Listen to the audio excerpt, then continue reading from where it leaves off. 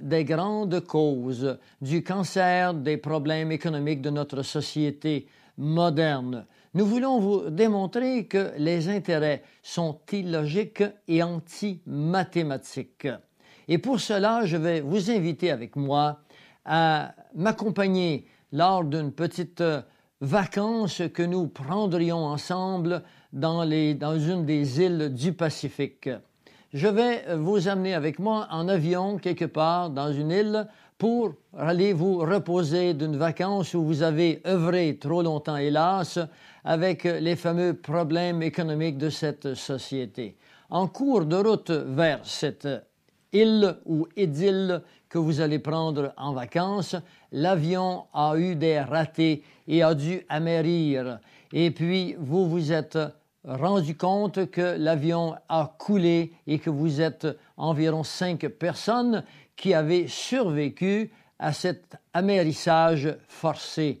Sur un radeau de fortune de quelques débris qui sont restés à la surface, vous voilà avec 5 autres personnes et vous dérivez selon les bons désirs du vent. Et puis vint la nuit et le jour revint et au bon matin, l'un d'entre vous s'écria « Terre ». Il y avait quelque part en face de vous une île qui était là, qui vous attendait très convenablement, comme vous pouviez l'imaginer, un endroit où vous pourriez poser votre pied. Rendu sur la plage, rendu sur terre, vous faites la connaissance et puis vous prenez bien conscience que la situation est sans espoir de retour. Alors vous vous débrouillez finalement pour recommencer ce que vous avez appris dans votre civilisation. Nous allons imaginer que ces 5 personnes sont des personnages avec des métiers, des professions qui sont différentes les uns des autres et qui vous permettront une survie précaire, mais une survie à laquelle chacun de vous s'appliquerait à trouver des solutions. Sur cette petite île se retrouvent donc 5 personnages qui viennent d'échapper au naufrage de tous les autres qui sont à bord de cet avion. Nous trouvons donc Armand, qui est un agriculteur. Nous trouvons par la suite Benoît, qui est un boulanger, et Claude, qui est couturier et qui a des notions de comptable. Et finalement, non pas dans le dernier sort, mais il y a encore Dominique. Dominique est un défricheur. Et puis, il y a dernièrement Émile. Émile est un explorateur minier. Alors, Armand, Benoît, Claude, Dominique et Émile s'aventurent dans une vie à 5 où chacun utilisera ses talents pour la survie des autres. Au cours des mois et des années qui ont passé, eh bien, ils se sont échangés le fruit de leur travail. Il est évident que le travail de l'un n'est pas le travail de l'autre et qu'il y a parmi ces travailleurs celui de Dominique, par exemple, qui est défricheur. Lorsque vient l'hiver, Dominique ne défriche pas. Et alors qu'il est sans travail et que d'autres travaillent à l'année longue, les échanges se font avec une certaine injustice. La solution dans ce troc n'est pas vraiment juste et on est toujours à la recherche de solutions valables, équitables. Et puis, un bon jour, l'un d'entre eux dit aux autres « Regardez à l'horizon, quelqu'un vient vers nous ». Et effectivement, une embarcation vient vers l'île. Et lorsque cette embarcation est arrivée, on se rend compte qui habite à l'intérieur un homme, un seul personnage qui est accueilli. On lui donne une maison qu'on a fabriquée. On lui donne également des aliments, on l'habille. Claude le couturier lui a fait un habit. Et puis finalement, on le rend au courant, on lui fait part de tout ce qui nous est arrivé et de nos problèmes. Et on veut bien sûr l'intégrer dans notre petite société. La raison pour laquelle je vous fais cette petite démonstration, c'est la suivante. Lorsqu'on étudie la physiologie, il est normal de sortir une cellule de ce grand corps et de l'étudier. Et lorsqu'on comprend le fonctionnement d'une cellule, il nous est beaucoup plus facile de comprendre le fonctionnement de ce grand corps, comment il fonctionne dans son ensemble. De la même façon, il est difficile de comprendre le système économique et ses vices si nous ne prenons pas une unité de personnages, que nous les amenons ensemble dans une isolation, une île quelconque qu'on a imaginée, et puis qu'on les fait recommencer un système économique afin de mieux analyser avec circonspection les vertus et les vices de ce système. Nous retournons sur notre île et puis ce nouveau personnage, ce sixième personnage, leur apprend qu'il a, lui, des solutions à leurs problèmes. Et la solution, c'est que, leur dit-il, vous ne pouvez pas mieux tomber. Je suis un banquier et j'ai des solutions à vos problèmes. Alors, tout le monde est heureux, ils se disent, nous allons maintenant avoir une vie sociale beaucoup plus équitable. Alors, ce fameux banquier leur dit, demain matin, venez à la maison que vous m'avez donnée et je résolverai vos problèmes. Je résoudrai ces problèmes que vous me parlez et vous verrez comment la vie deviendra facile. Ce banquier s'appelle Monsieur Usure, Monsieur Usuraire. Et le lendemain matin, nos copains se dirigent à l'heure convenue, à 10 heures du matin, le chiffre de l'épreuve, le chiffre du test, et ils se retrouvent chez le banquier qui leur dit « Cette nuit, j'ai fabriqué de l'argent. Je vous ai empilé chacun une somme de 1000 $. Alors, nos copains sont bien heureux, ils ont chacun une somme de 1000 $. Mais le banquier leur dit, cet argent m'appartient, je vous la loue, et je vous la loue à 10% d'intérêt. Comme nos naufragés sont habitués à payer des intérêts, ils trouvent que finalement cette solution s'avère convenable pour eux. Ils décident d'accepter cet argent et cet intérêt à 10%.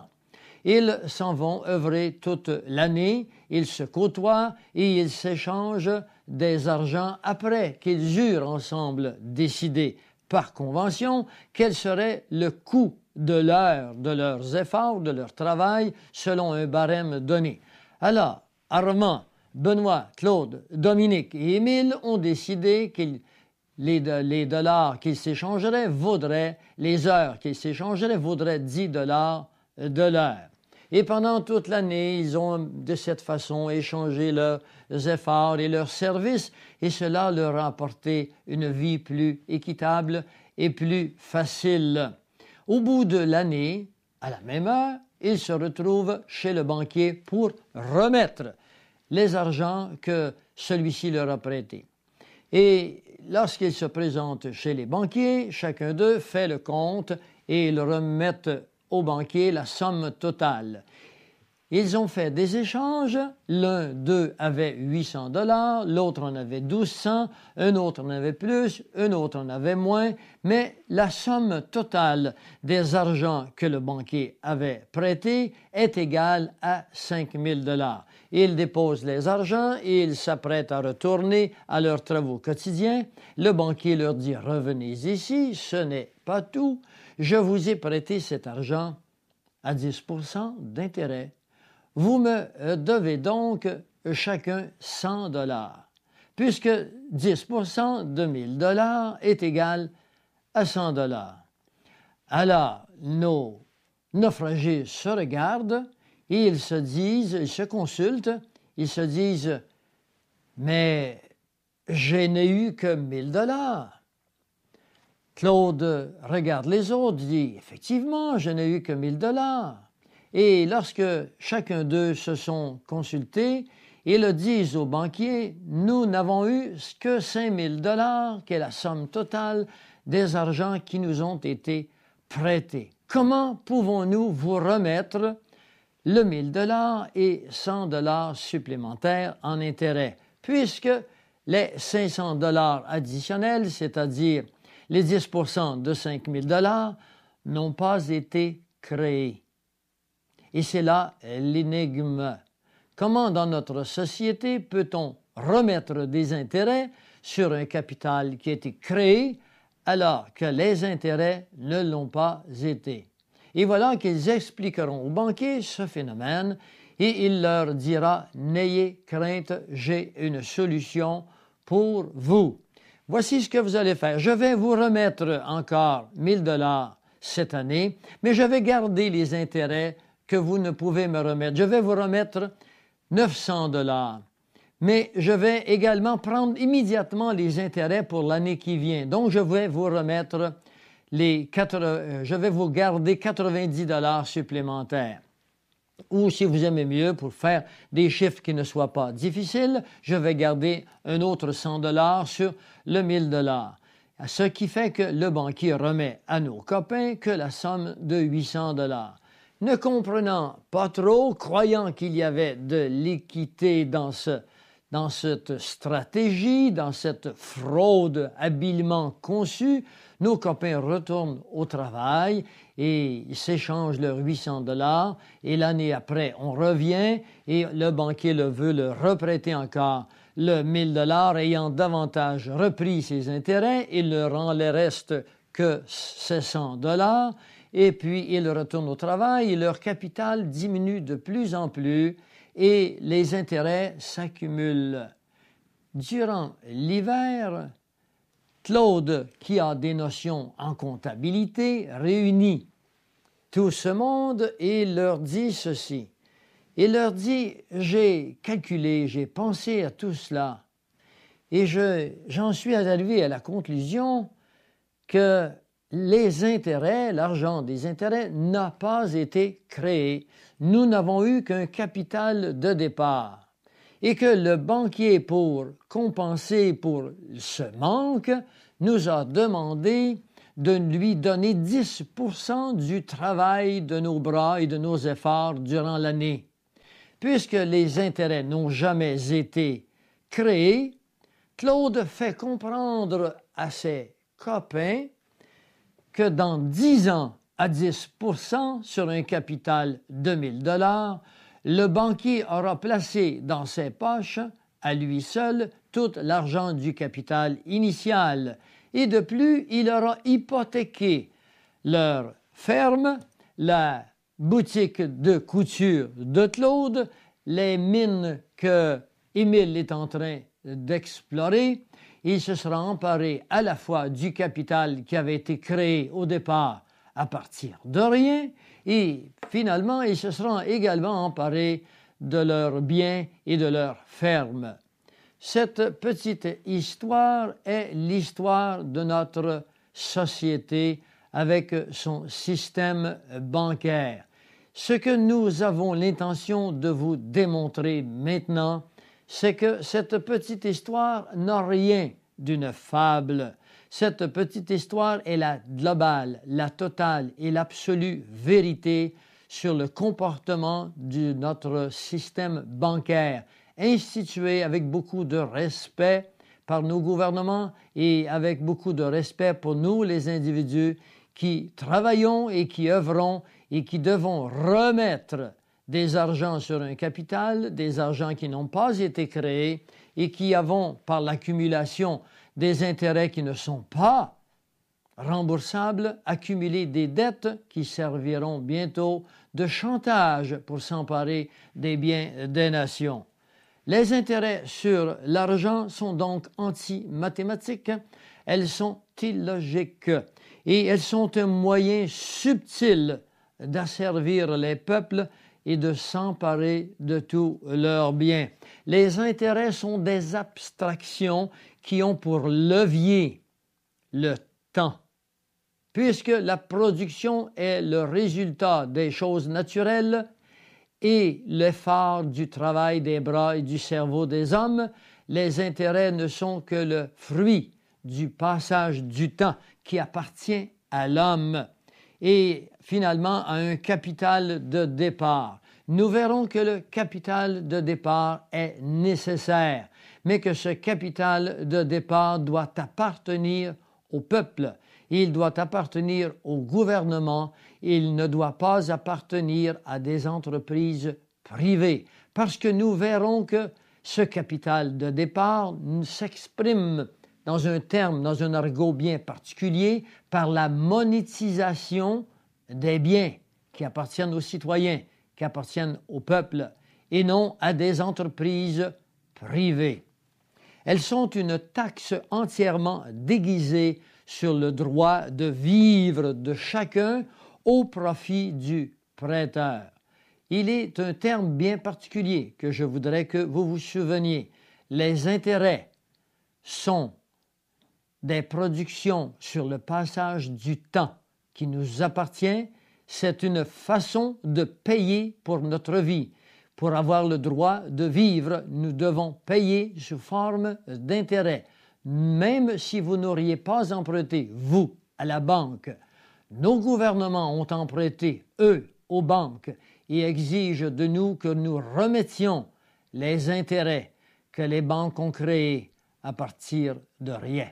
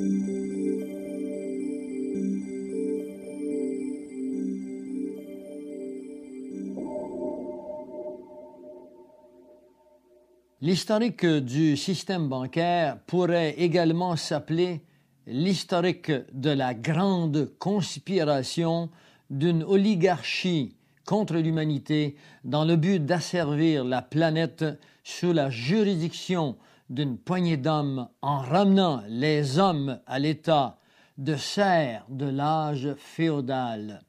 Nous pourrions retracer cette conspiration jusqu'au temps des Romains.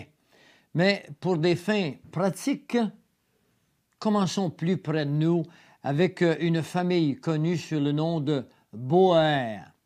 Orfèvre de métier meilleur, Moïse Boer frappait l'or et l'argent.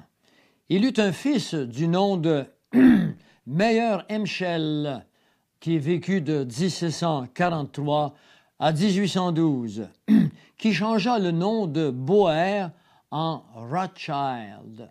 Rothschild est le nom allemand pour bouclier rouge. On dit que Moïse Meyer, le père, avait dans sa maison un bouclier rouge et on l'appelait souvent l'homme au bouclier rouge. En anglais, on dirait a red shield, mais Rothschild est le mot et la traduction exacte du mot bouclier rouge tel qu'il s'appelait à cette époque. Il eut 5 fils, on parle toujours de Amschel. Il eut 5 fils qui apprirent bien la leçon du père et qu'il installa à Paris, à Naples, à Francfort, à Londres et à Vienne. ils devinrent incroyablement riches par la pratique des réserves bancaires fractionnelles que nous expliquerons un peu plus tard dans ce document. Il est dit qu'en 1850, la famille des Rothschild était plus riche que tous les rois d'Europe réunis. Ils apprirent très vite que la guerre était le facteur par excellence pour accumuler des richesses colossales.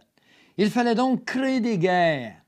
Une profonde investigation nous démontrera qu'ils planifièrent la Révolution française de 1789, la guerre civile de 1861 à 65, la Révolution bolchevique de 1917. Ils instaurèrent, par l'intermédiaire d'agents spéciaux qu'on appelle des agentures, la Première Guerre mondiale par la mise à mort à l'époque de l'archiduc François Ferdinand d'Autriche et bien sûr son épouse Sophie. Ils déclenchèrent également la Deuxième Guerre mondiale en payant un homme du nom d'Adolf Hitler. Et ils ont aussi préparé pour très prochainement une Troisième Guerre mondiale. Pourquoi les guerres? Eh bien, la guerre est payante parce que les pays empruntent à leurs banquiers. Il faut emprunter pour créer des armes, il faut emprunter pour créer des habillements pour les soldats, l'entraînement, le logement. Il n'y a rien dans une nation d'aussi dispendieux, d'aussi cher que les guerres. La clé de leur succès est de manipuler et de contrôler le système monétaire d'une nation.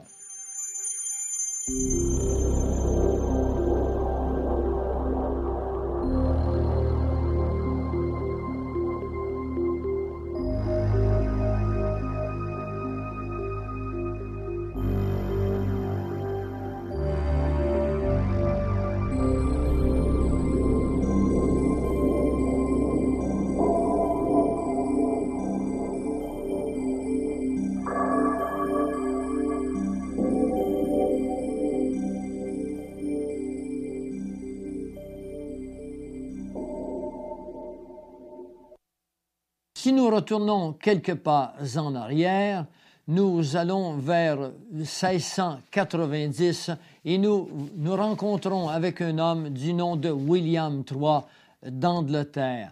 William III avait, pendant plusieurs années passées, combattu avec la France et l'Angleterre s'était, pour ainsi dire, ruinée. Mais William III n'était pas un génie financier et de plus, il avait été placé à cet endroit pour répondre à une stratégie bien préparée par des hommes qui connaissaient le truc de l'argent fractionnel. Et William III remit l'entreprise de la monétisation ou l'entreprise financière de l'Angleterre qui était presque en faillite à des hommes privés, entre autres à William Paterson.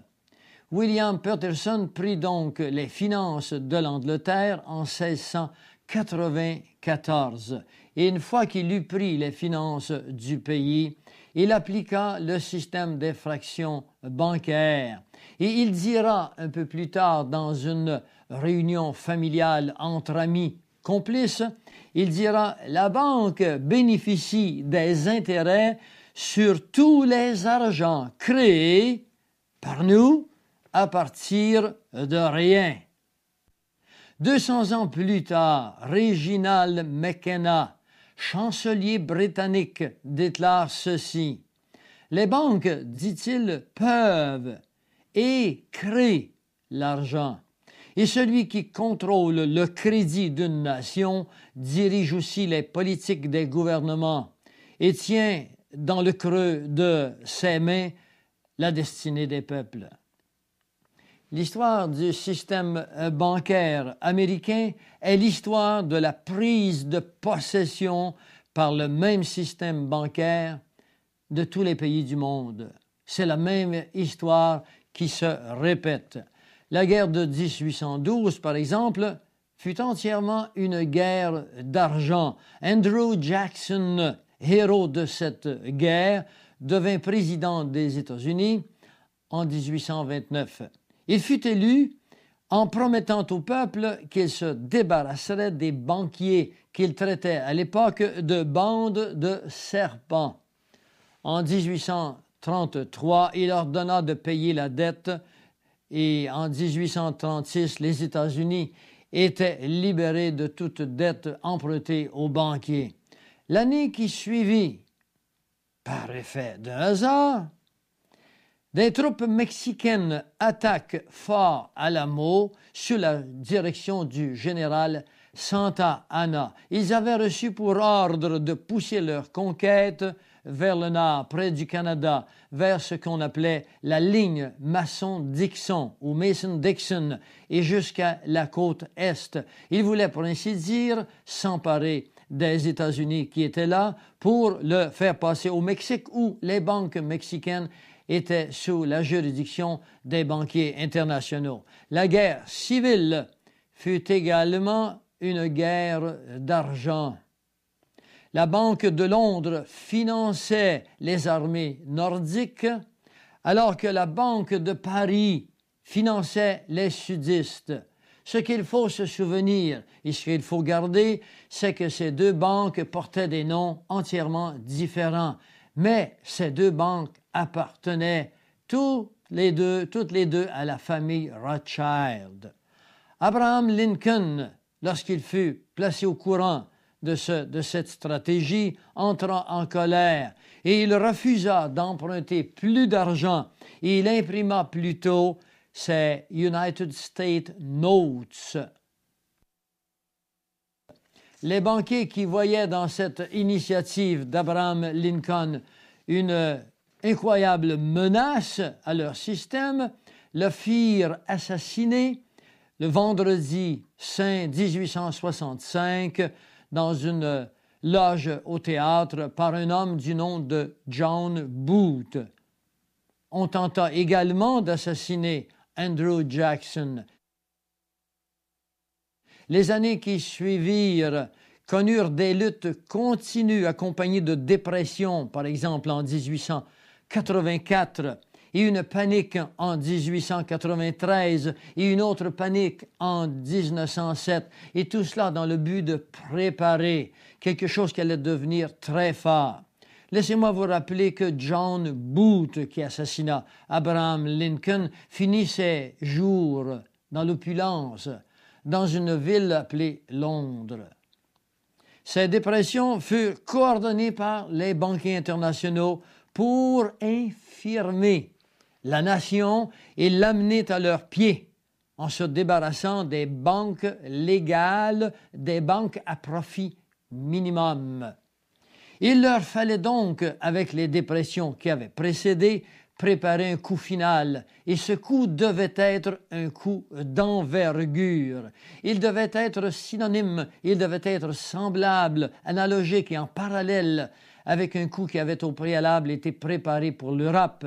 L'Europe qui, dès le départ, dès l'heure, dès ces moments, était sous le contrôle financier des banquiers internationaux. Il leur fallait s'emparer de l'Amérique, qui elle était un pays indépendant, un pays qui s'était séparé de l'Angleterre pour les raisons que nous expliquons. Mais il fallait se réapproprier l'Amérique.